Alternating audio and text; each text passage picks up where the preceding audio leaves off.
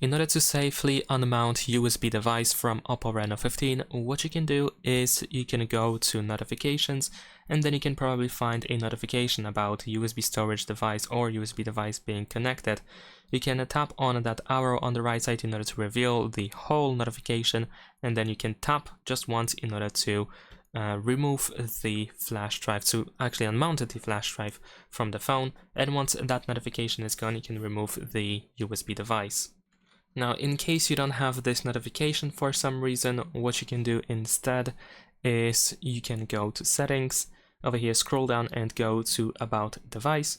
Next we're gonna tap on the storage option, and then in here if you scroll down you should be able to find your USB device. So you can go over here and then we have eject shared storage device, and there we go. Now once it is gone from these settings, you can just safely remove the USB from the phone. There we go. And that is pretty much it. Leave a like and subscribe.